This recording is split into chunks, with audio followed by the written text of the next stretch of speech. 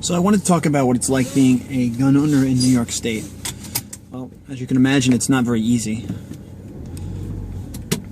It's not one of those things that, you know, you can just sort of forget about. It's sort of an enduring specter. The political specter, I mean. The way I feel of it is that I got into guns fairly late in my life. Fairly late. I was about 22. I had recently broken up with my girlfriend at the time, and I was just really bored with my life. You know, when you don't have a girlfriend, you get very bored. And I decided I wanted to buy a Mosin gun, just because it was fairly cheap at the time, and I had always been into guns, but it never had occurred to me to buy one. Never had occurred to me for some reason.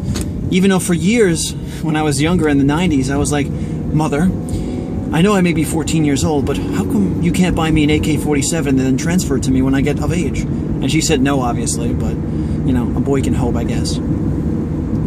So the first gun I ever bought was a Mosin gun. It was a M9130. It was a 1943 production, so it was a wartime production gun. And I had just an absolute blast using it. You know, and then as time went on, I began to understand the different mechanics of guns and everything like that. Like, I posted myself a challenge. As time went on, when I had the Mosin gun, I said to myself, I have to learn how to disassemble this gun. If I can learn how to disassemble this gun, I can buy an AK. Which at the time, AK-47s in their non-bastardized configuration were still legal in New York State. We're talking about 2011. This is about 2 years before the SAFE Act. And it's unfortunate that I had to, you know, get into guns effectively 2 years before the SAFE Act, which I'll get into later. But I started playing with it, the Mosin gun. I finally disassembled it. I was just incredibly proud of myself, even though it's not a particularly hard gun to disassemble. You know, you learn a skill, and you eventually understand the mechanics of it, and you become better at things, and your confidence increases, and you want to move on to the next level. I remember when I brought the Mosin home, though, I'm sort of going all over the place. My dad fucking freaked out. He was like, "You bought a what? You didn't tell me about it?" And all that kind of stuff. And at the time, it was only $100, and I didn't think I really needed to tell my dad. I was 22, and I was willing to do it. You know, at first he was very hostile to it. He's like, "That Russian gun's gonna explode when you have it," because you know he comes from the old generation where Russian guns were all crap, universally crap, and there was no redeeming quality about them. But as time went on, he too really became interested in it. So anyway, after I learned to disassemble the Mosin gun, I decided that I would move up to the next level, and I had to choose between an AR-15 and an AK-47. Now, at the time, as a new gun owner, I didn't really think that the AR-15 was for me. Since then, I've changed my opinion on it, about the AR-15, and I became effectively an AK guy. And I was drooling over this gun, and I used to watch reviews of Nothing Fancy and the Military Arms Channel, who both did reviews of the SGL series, which is an Arsenal AK gun, and I became extremely interested. Now, there were different reasons why I went to those guns specifically for a semi-auto rifle. At the time, New York State still allowed pre-banned magazines, and if you don't know what pre-bans are, basically, if the magazine was made before the ban, the assault weapons ban, then it was legal. So I thought to myself, well, that's really convenient. I can have the opportunity to shoot 30-round magazines. So as time went on, I eventually got my AK, and that's that, I suppose.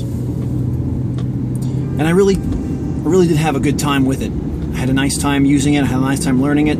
I even learned how to disassemble the trigger of those guns. I know a lot about AKs. I'm not going to say I'm an expert. I'm no Jim Fuller. I'm no armorer, but I learned a lot. And I was proud of myself about that.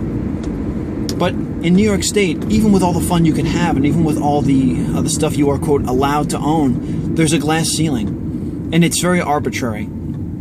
For example, in the old law, it was a two-feature law. Had a pistol grip and something else.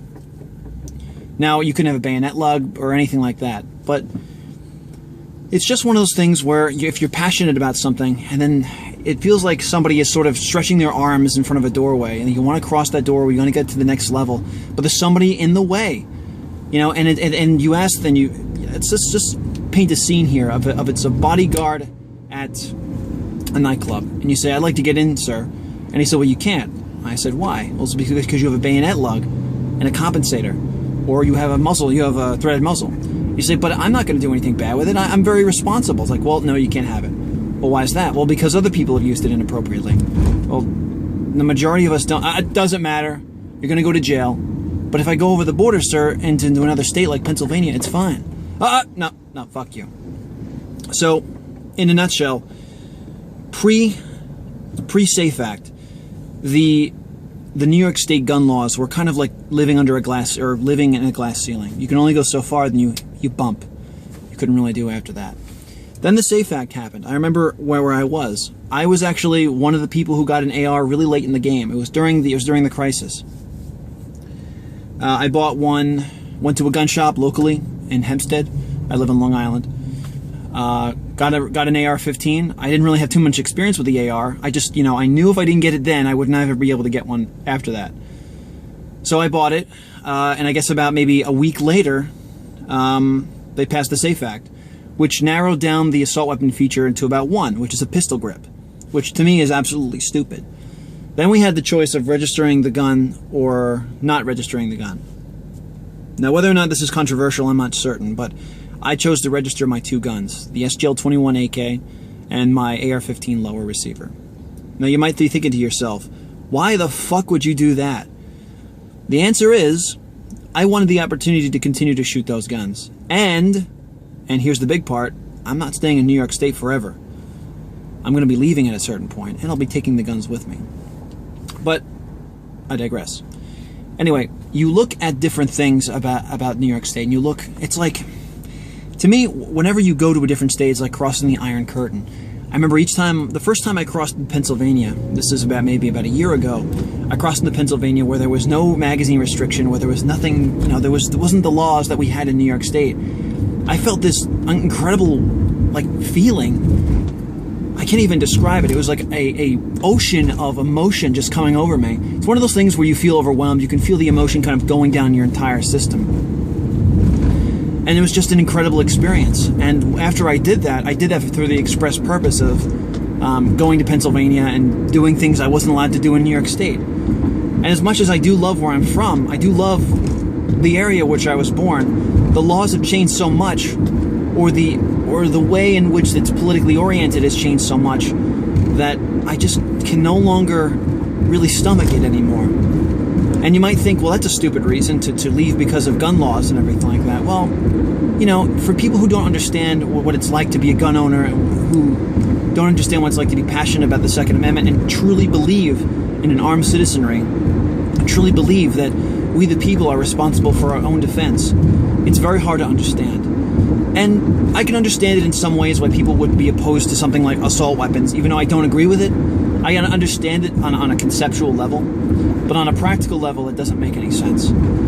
If you look through history, you have when the government has a monopoly on force, it's always a disaster. And what makes our country great is that we don't allow the government to have a monopoly on force. We trust our people enough to share power, to have that responsibility. That's the entire point of our system, is to allow people to be free, is to allow people to have power. But to me in New York State, that mentality no longer exists in that sense. But as time goes on, slowly gathering up the capital, slowly gathering up the education, I will leave New York State one day. And I can't freaking wait.